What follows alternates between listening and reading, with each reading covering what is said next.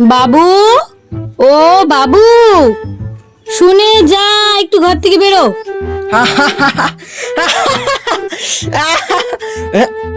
মাকে আমাকে ডাকছে। মা তো আমার অন্য সময় এইভাবে ডাকে।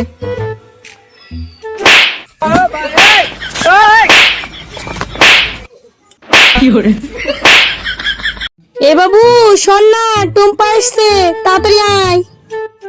কি? মা টুম্পার নাম নিল? A few moments later.